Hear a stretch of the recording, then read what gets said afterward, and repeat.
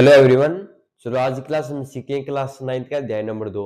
अध्याय नंबर 2 हमारा बहुपद। पहले वाली वीडियो हमने बहुपद के पीछे के बारे में समझा था और प्रश्नावली 2.1 की थी। आज हम 2.2 का पीछे के बारे में समझेंगे। चलो उसको हम स्टार्ट करते हैं। उसमें हमारा एक टॉपिक है बहुपद के शून्यांक। चलो उसको हम समझते हैं। टॉपिक है हमारा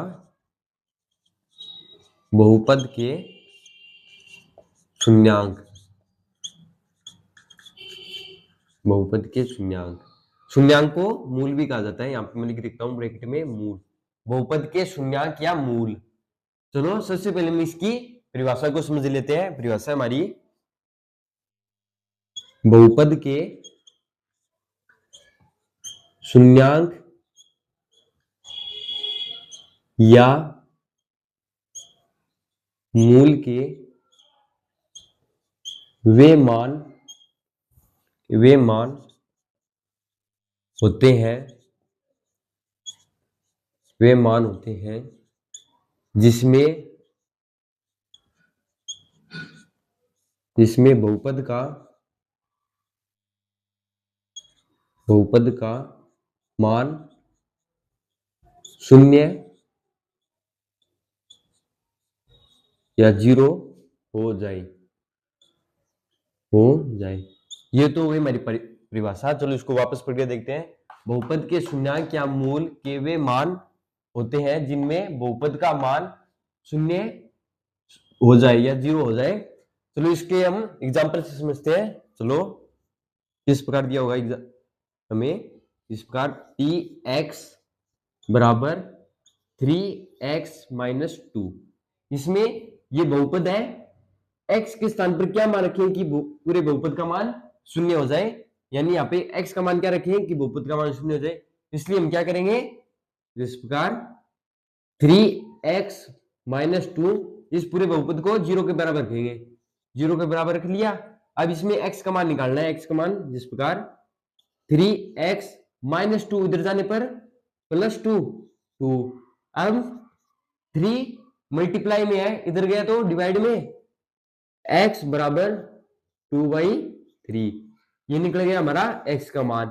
ये x का मान यहाँ पे रखने पर बहुपद का मान शून्य हो जाएगा। मतलब x का मान यहाँ पे रखने पर बहुपद का मान शून्य हो जाएगा। चलो इसको हम रख के देखते हैं।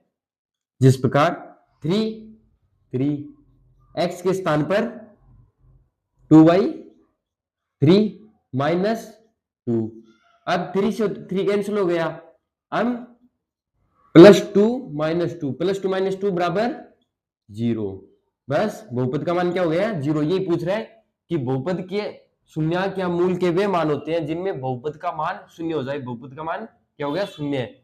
अब x का क्या मान था हमारा, 2/3। बस यहाँ पे हमारा मान है x का 2/3 रखने पर बहुपद का मान शून्य के बराबर हो जाएगा। बस चलो हम देखते हैं प्रश्नावली 2.2 में किस प्रकार के क्वेश्चन पूछे गए। चलो इसको हम पहले इरेज कर देता हूं।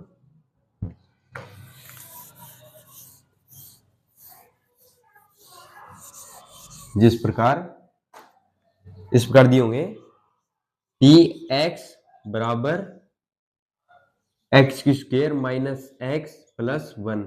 अब हमें px मतलब यहाँ पे x का या तो मान दिया होगा या हमें सीधे मान देके सीधा पूछा जाएगा कि बहुपद का मान याद करो। जिस प्रकार p1 p2 या p0 ले लो। चलो p3 ले लेते हैं, p3। अब जिस प्रकार p1 मतलब x का मान क्या है, 1। तो इसमें हम रख के देखते हैं p1 x का मान क्या है, 1। 1 की स्क्वायर फिर x का मान 1 फिर +1। अब क्या हो गया, 1 की स्क्वायर 1 -1 +1। बस ये आंसर क्या है हमारा, +2 -1।